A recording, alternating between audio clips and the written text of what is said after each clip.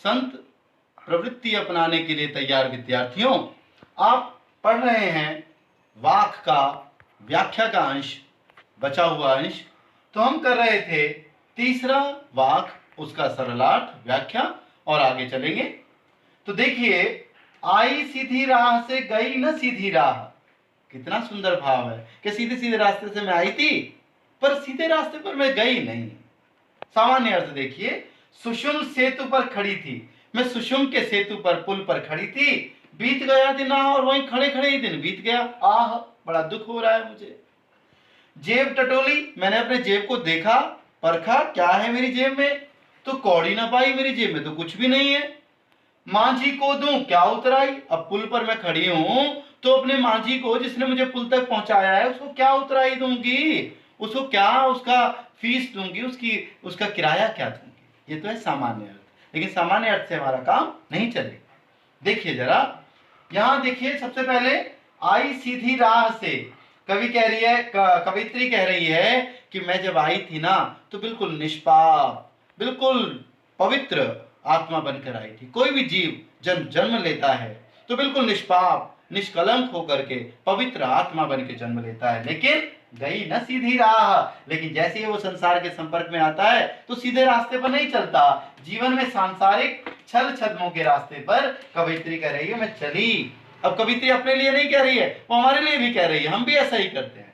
फिर सुषुम सेतु पर खड़ी थी, और सुषुम सेतु क्या होता है, सुषुम्ना नाड़ी है, सुषुम्ना नाड़ी रूपी पुल है, जो हठ योग में शरीर की 3 प्रधान नाड़ियों में से एक नाड़ी है, जिसका नाम है सुषुम्ना, जो नासिका यानी नाक के मध्य भाग यानी ब्रह्मरंध्र में स्थित है। इसको जरा समझिए ध्यान से, ये हमारा नाड़ी चक्र है, और इस नाड़ी चक्र में ये देखिए, यहां पर ये नाड़ी है पिंगला नाड़ी, ये वाली नाड़ी है पिंगला नाड़ी, और ये जो नाड़ी है ये सुषुम्ना है बीच वाली, और ये क्या है, इड़ा, इसका नाम है इड़ा नाड़ी। यहां पर भी यही बात बताई गई है, इड़ा नाड़ी ये वाली है कोने वाली, और पिंगला है इधर वाली, और सुषुम्ना है इधर वाली। अर्थात ये नाड़ी जो है पुल है, किस पुल के लिए, ये सहस्रार चक्र है हमारा, जहां जाकर हमारा सारे द्वार खुल जाते हैं। तो कवित्री कह रही है मैं सुषुम सेतु पर खड़ी थी, मैं सुषुम नाड़ी के सेतु पर, पुल पर खड़ी थी, और मैं योग साधना करने में लीन हो गई थी।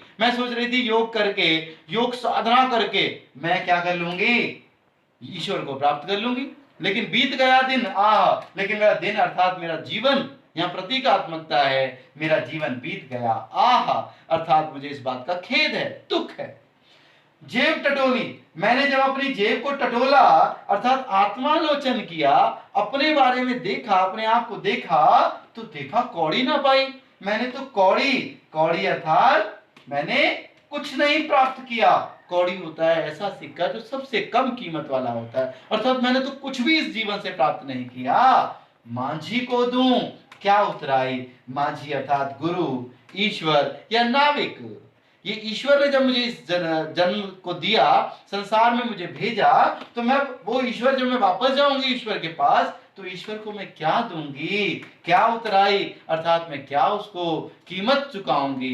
मैंने इस जीवन, जो ईश्वर से मैंने इस जीवन को प्राप्त किया, उस ईश्वर से मैं उस जीवन का क्या मोल दूंगी, इस बात का मुझे दुख है। अब इसका भावार्थ देखिए, आई सीधी राह से का कवित्री कह रही है कि अपने जीवन के शुरुआत में उन्होंने ईश्वर की प्राप्ति के लिए आरंभ तो किया, शुरू में तो ईश्वर से लगन लगी होती है जब जन्म होता है, लेकिन उसके बाद उन्हें समझ ही नहीं आया कि कौन सा मार्ग सही है, कौन सा मार्ग गलत। कोई कहता मंदिर मस्जिद जाओ, कोई कहता बड़े बड़े जप तप करो, कोई कहता योग साधना करो, कोई कहता है अपने अंदर ईश्वर को प्राप्त करने के लिए तपस्या करो। इसीलिए वह राह भटक गई है, अर्थात संसार के आडंबरों में बहक गई, खो गई वो। तो यहाँ रास्ता भटकने से मतलब है समाज में प्रभु भक्ति के लिए अपनाए जाने वाले तौर तरीके, जैसे कुंडली जागरण करना, योग साधना के माध्यम से कुछ लोग कर लेते हैं कुंडली जागरण, जप तप पूजा पाठ व्रत उपवास आदि करना, परंतु ये सब करने के बाद भी उनका परमात्मा से मिलन नहीं हुआ। इसीलिए वह दुखी हो गई है कि इतना सब कुछ जीवन भर करने के बाद भी उन्हें कुछ भी हासिल नहीं हुआ, ईश्वर का अंश तक नहीं मिला और वे खाली हाथ ही रह गई। और उन्हें तो अब ये डर लग रहा है कि अब वह परमात्मा को क्या जवाब देंगी कि मैंने इतना अनमोल जीवन दिया था, तुमने उससे मोक्ष प्राप्त करने का रास्ता नहीं प्राप्त किया, अपने आप को पहचाना भी नहीं, ये गलती मुझसे जो हुई, मैंने जीवन व्यर्थ कर दिया। आगे देखिए, ये चौथा वाक है, ये अंतिम वाक है। देखिए जरा, थल थल में बसता है शिव। थल थल अर्थात स्थल स्थल, कण कण, हर जगह ईश्वर बसता है। शिव का अर्थ है ईश्वर।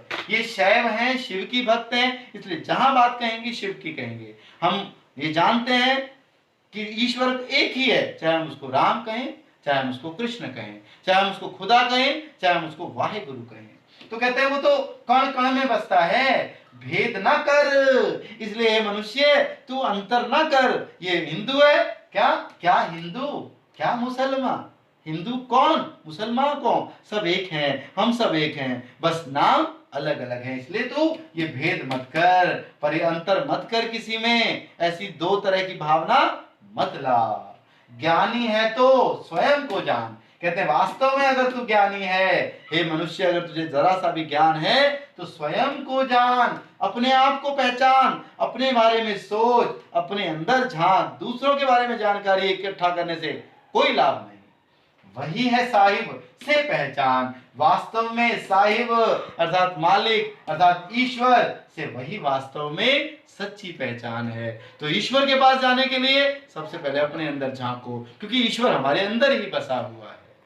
ध्यान से देखिए इसका भावार्थ, थल थल में बसता है शिव ही का। इस पंक्ति में कवयित्री हमें हिंदू मुस्लिम इत्यादि का भेदभाव, ऐसी इस तरह की समाज में व्याप्त बुराइयों का समूल अंत करने का संदेश दे रही है। कहते हैं ये बुराइयां छोड़ दो, ये छोटी तकियानुसी तुच्छ सोच त्याग दो। उनके अनुसार शिव ईश्वर हर जगह बसा हुआ है, चाहे वह जल हो, आकाश हो, या फिर धरती हो, या किसी भी तरह का कोई भी प्राणी हो, चाहे वो पशु है, पक्षी है, कोई भी। यहां तक कि हमारे अंदर भी ईश्वर ही बसा हुआ है और वह किसी व्यक्ति को ऊंच नीच भेदभाव की दृष्टि से नहीं देखता, बल्कि वह हिंदू मुसलमान आदि को एक ही नजर से देखता है। उसकी दृष्टि में उसके बच्चे हैं सभी, सबके अंदर वो ईश्वर समाया हुआ है। इसीलिए कवयित्री ज्ञानी पुरुषों से ये कह रही है कि अगर तुम ज्ञानी हो तो स्वयं को पहचानो, क्योंकि आत्मज्ञान ही एकमात्र ऐसा उपाय है जिससे हम परमात्मा को समझ सकते हैं और उन्हें पहचान सकते हैं। तो विद्यार्थियों, आपने अपने अंदर झांकना है कि आपके अंदर जो मैंने पहले बताए थे वो सभी गुण हैं तो आप संत हैं, अगर नहीं है तो वो गुण आप अपने अंदर लाएं, ताकि आपको वो इच्छा, आपके अंदर वो गुण पैदा हो सके और आप कवयित्री ललद्यत जो आपको सिखाना चाहती हैं कि ईश्वर की प्राप्ति कैसे करें, संसार की मोह माया से कैसे बचें, वो गुण आप सीख जाएंगे। और जब आप वो गुण सीख जाएंगे तो दोनों गुण आपस में मिल जाएंगे। संत होना और ईश्वर को प्राप्त करना दोनों एक समान है।